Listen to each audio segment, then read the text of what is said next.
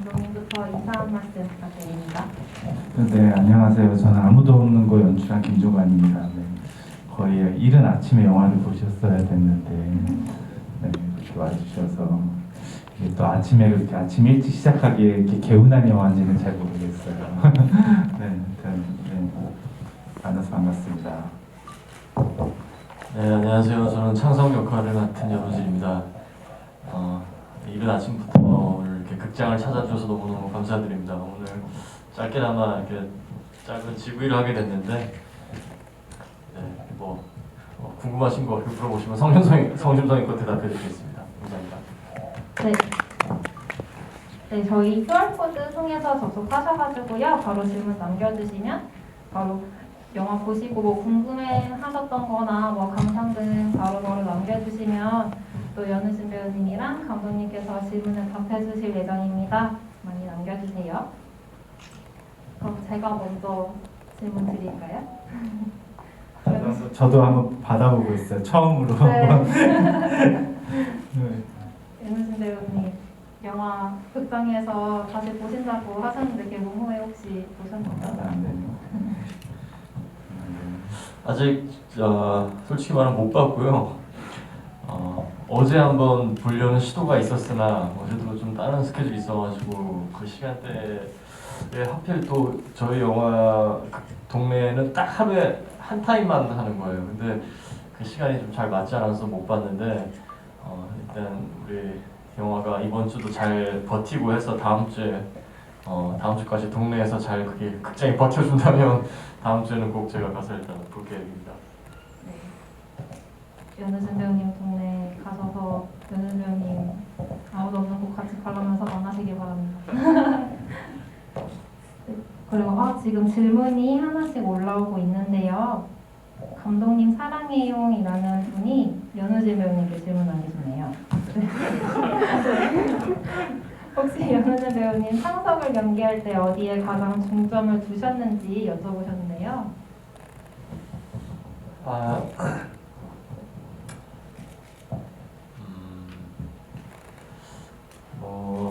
사실 이제 창석을 연기하면서 어떤 포커스를 맞추는 부분에 대해서는 그리 어렵지 않았던 것 같아요. 감독님과 이렇게 영화 무드를 맞춰가면서 이제 저는 이제 시나리오를 굉장히 많이 읽었거든요. 이제 감독님 시나리오가 워낙 어렵다 보니까 이제 사실 이제 계속 여러 번 읽음으로써 느껴지는 감정들을 고스란히 마음에 담고 그리고 또 저 같은 경우는 상대 배우의 얘기들을 많이 듣는 역할을 하다 보니까 오히려 좀 색을 많이 빼고 몸에 어떤 많은 것들을 비운 채 순수하게 좀 작품에 다가가려고 노력을 많이 했던 것 같아요. 여기 계신 모든 분들의 연기가 너무 대단하셔서 사실 이제 그 얘기를 듣는다라는 기분으로 항상 현장에 임했던 것 같아요.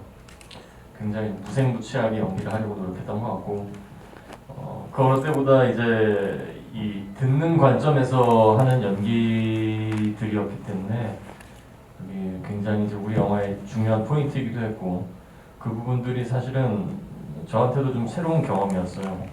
계속 연기를 하다 보면은 상호작용이 있고 누군가 저도 이제 표현을 하게 되고 그 표현으로 상대방의 어떤 연기들을 주고받고 그 호흡이 씬을 만들어 가는데 사실은 제가 어떤 받는 리시브적인 연기를 많이 하다 보니까 많이 해야 된다는 이렇게 이번 기회이다 보니까 사실 걱정을 한 것들도 물론 있었지만은 이분들의 연기를 그냥 정말 입 벌리면서 대단한 분들의 연기를 감상하면서 입 벌리면서 봤던 기억이 있어요.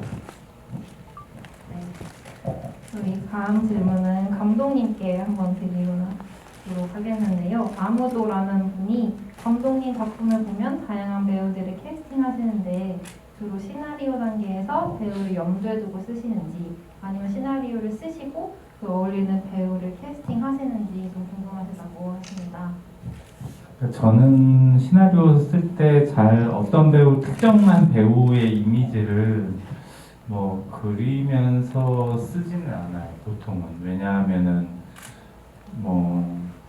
제가 그 배우를 캐스팅하고 싶다고 그렇게 이제 그런 확률이 또 적고 그렇기 때문에 어쨌든 다른 의미에서 좀 입체적인 캐릭터를 만들기 위해서 노력을 해요. 그리고 그러니까 저는 영화 작업을 하면서 결국은 새로운 공간과 배우들이 만나면서 거기에서 새로운 이미지들이 생기는 것들이 굉장히 영화를 찍을 때 즐겁거든요. 신기하고. 근데 그때 비로소 제가 머릿속에서 뭔가가 그려져 있지만 약간 뭉게뭉게하게 추상적으로 그려져 있던 어떤 것들이 실제가 돼서 드러나는 그 순간의 매력을 느껴요. 그래서 그런 부분을 미리 많이 예측해서 하지는 않죠.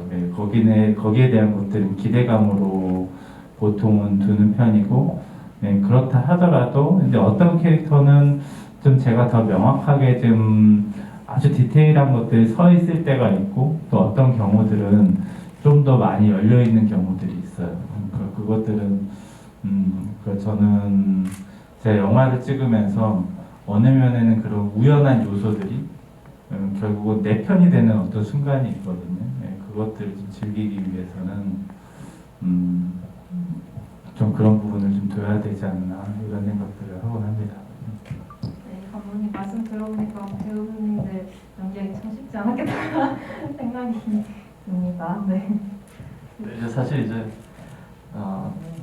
제가 이 작품 하게 되면서는 이제 제일 먼저 아마 캐스팅 됐던 것 같긴 한데 감독님 제 주위에 저도 친한 지인들 배우분들 이렇게 있을 거 아니에요. 그러면 정말 감독님과 작업을 많이 하고 싶어하세요.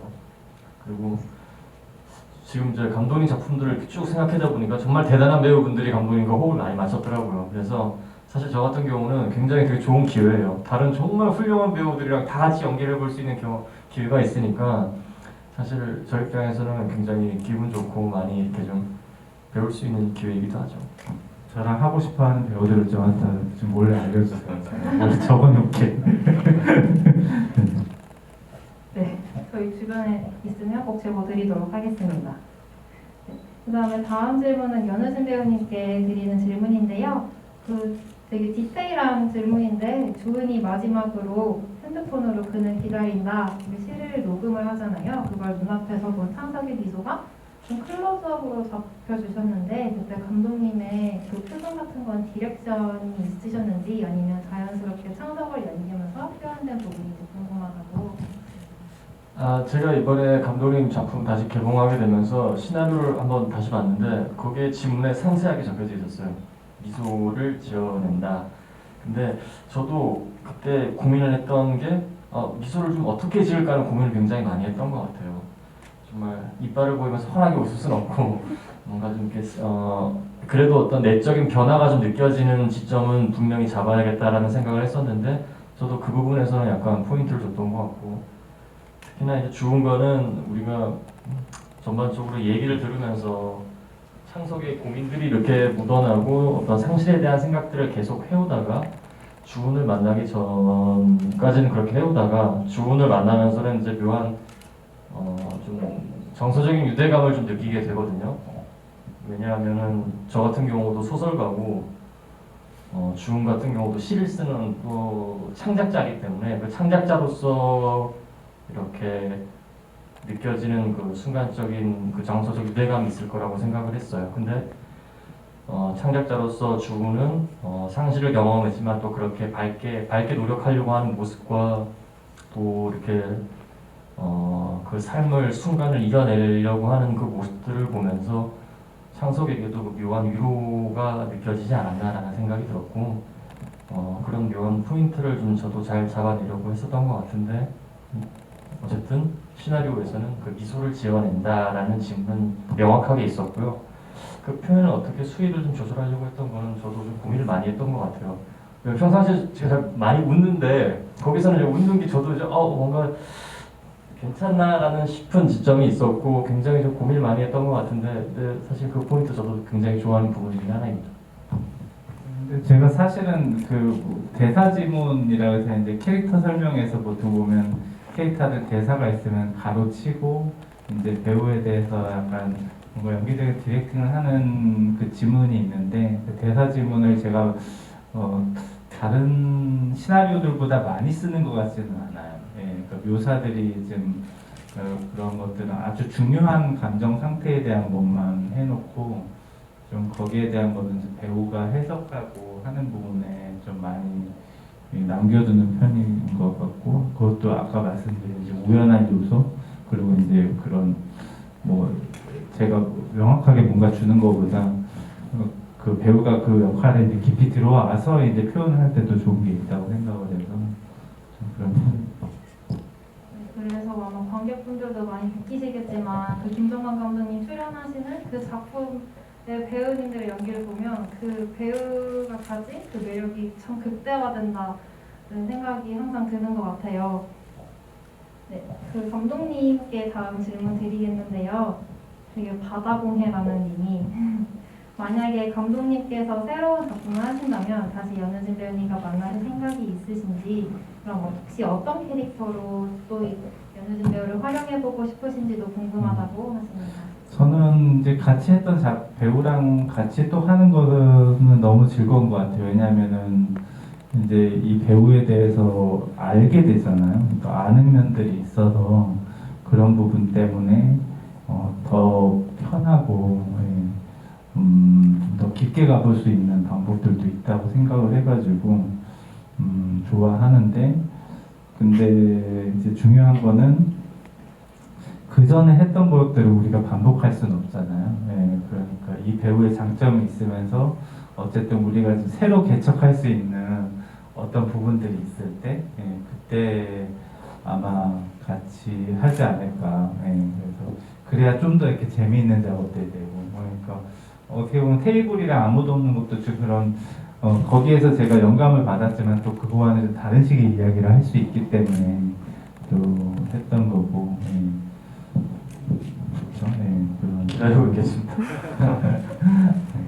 배우님은 어떠셨어요? 혹시 뭐 김정은 감독님이랑 같이 작업하시면서 이 감독님이랑은 좀 새롭게 이런 장르도 개척해보고 싶은데 이런 게 있으신가요? 근데 뭐 기회가 된다라면은 같이 이제 또 좋은 어떤 시간을 보내고 싶고, 항상 또 감독님도 그렇고 저도 그렇고 시간이 지나감에 따라서 이렇게 느끼는 것들을, 그때 어떤 고민이 잘 묻어나는 것들을 그때 솔직하게 좀 잘 표현하고 싶어요. 그리고 뭐 개인적인 바람이 있다면 저는 사실 굉장히 제가 좀 이렇게 다른 이미지로서 한번 저도 그 전에 했던 거랑은 좀 다르게, 특히 뭐 내적으로나 특히나 외적으로도 좀 다른 표현 방법으로 감독님 작품에 한번 다가가고 싶다라는 생각을 했던 것 같습니다. 저희 어느새 시간이 좀 많이 흘러서 좀 마지막 질문이 될 것 같아요. 감독님께 좀 이거 깊은 질문이긴 한데, 초롱님께서 그럼 시나리오를 쓰시면서 가장 고민한 인물이 누구실까요?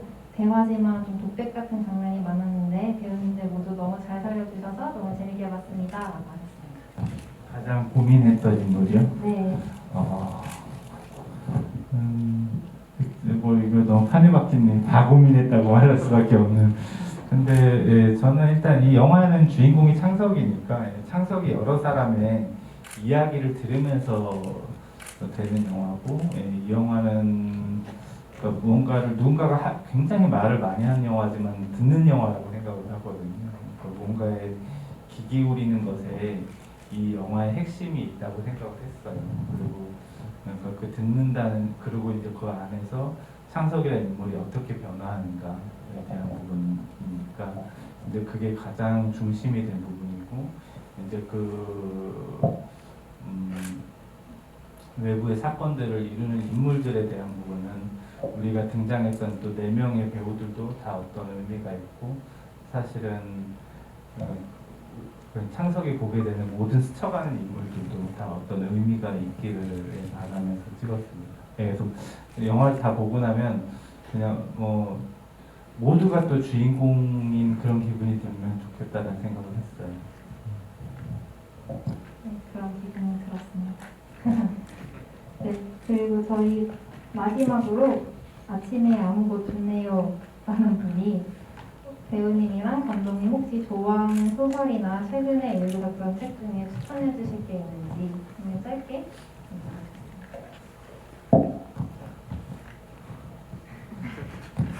저는 그때 한번 이동진 평론가님 그 집이 때 책에 대한 질문이 나왔었는데 그때 제가 기억을 못했는데 제 기억이 났어요. 그래서 처음에 이지은 배우랑 둘이 있을 때 책을 읽다가 덮잖아요. 그 덮은 책이 이태준의 까마귀라는 책이 민사에서 나왔던 책인데 제가 이태준 소설을 좋아하고 그것도 이제 단편 소설로 되어 있지만 그리고 이제 근대 소설이고 그냥 100년 전쯤의 어떤 소설이지만 그 안에 그 인간에 대한 시선들이 또 사람에 대해서 더 알게 하고 저 스스로 보는 삶과 사람에 대해서 좀 많은 부분 생각을 하게 했던 그런 소설이거든요. 그래서 이 영화 안에 좀 들어갔으면 좋겠다라는 생각을 했고 지금 봐도 좀 재미있는 소설이니까 읽어보셔도 좋을 것 같습니다. 저는 좀 추천드리기가 뭐한데 생각보다 좀 자극적이고 폭력적인 걸 좋아해서 무협지를 많이 봐요. 그래서 여러분들한테 뭐 추천을 드린다기보다는 저는 사실 그런 책들 최근에도 뭐 본 책들 같은 경우도 사실 역사적 사실의 고구려라는 책인데 뭐 무협지는 아니지만은 어쨌든 저는 굉장히 좀 판타적인 제가 갖고 있지 않은 어떤 삶 내에서 제가 막 상상력을 좀 많이 요구할 수 있는 저는 허 창석과 같이 소설가의 제가 입장이라면은 그 소설가의 입장에서 제 어떤 삶이 전혀 투영되지 않은 그런 좀 판타지적인 책들을 오히려 좀 많이 읽는 편이에요. 오히려 좀 이렇게 그래서 그런 상상력들이 지금 이렇게 연기를 하고 또 지금의 일들을 할 수 있는 원동력이기도 하고요. 그래서 좀 제 삶의 어떤 반대적인 것들을 녹아낼 수 있는 소설들을 좋아하는 편입니다. 네, 뭐. 네, 무협지도 한번 읽어보세요, 여러분. 네, 저희 이제 거의 시간이 다 돼서 마무리해야 될 것 같은데요. 오늘 저희가 온 서울극장 이 주변에 또 에피소드 1에 나온 시티커피가 또 이 근처에 있잖아요. 그래서 한 10분 정도? 걸어가면 네, 을지로 입구역인가 그 사이에 있어요. 지하철 앞에서 실제로 가보시면은 전철 지나가는 소리도 들리고 그게 뭐 영화를 보면서 되게 비현실적이다 이렇게 느끼시는 분들도 있던데 사실은 그 부분이 되게 일상처럼 존재하는 곳이고 거기도 분명히 어떤 사람 삶과 삶의 일상들이 있는 곳이거든요. 그래서 뭐 가보셔도 커피도 싸더라고요. 네, 그 예쁜 공간 한번 집 가시면서 들려보셔도 좋을 것 같아요. 저희 오늘 와주셔서 감사드리고 또 감독님, 연혜진 배우님 마지막 짧은 끝인사로 한번 마무리하도록 하겠습니다. 네, 저희 오늘 이제 종로구를 돌면서 GV를 하는데 종로구에서 영화를 찍었잖아요. 여기서 그 쉽게 걸어서 역사박물관 저희 찍었던데 거기도 조금 더 멀긴 해야 되지만은 거기도 좋고 이렇게 이게 아침에 보기엔 밤이 이어지는 것 같은 영화일 수 있으나 나가면 또 햇볕이 더 세게 느낄 수도 있을 것 같아요. 그렇지만 좋은 하루 시작하시길 바랍니다. 감사합니다. 네, 오늘 이렇게 이른 아침 시간부터 찾아와 주셔서 너무너무 감사드리고 조금 더 긴 시간이었다라면 조금 더 이렇게 더 깊은 얘기들을 나눌 수 있지 않을까 합니다. 근데 사실 저희 영화 같은 경우도 이제 감독님께서 말씀드렸다시피 어떤 지금의 그 순간을 한번 기억하고 싶은 그리고 지금 이 순간에 대해서 조금 더 음미하고 생각할 수 있는 영화라고 생각을 해요. 영화가 주는 물론 어둠도 있지만은 감독님이 말씀하셨다시피 어둠 속에서 빛을 더 잘 볼 수 있거든요. 지금의 이 순간을 한번 음미해 보면서 좀 각자들의 인생의 이야기를 한 번씩 써내려가 보는 것도 굉장히 좋을 거라고 생각이 듭니다. 오늘 함께 해주셔서 너무너무 감사드립니다. 감사합니다. 네, 오늘 가시는 길 조심히 들어가시고요. 네, 그리고 저희 영화에 대해서 또 얘기 나눌 수 있는 아무나 있는 곳이라는 오픈 채팅방이 있어요. 그래서 궁금하신 분들은 거기 한 번씩 들러셔도 좋을 것 같습니다. 네, 감사합니다.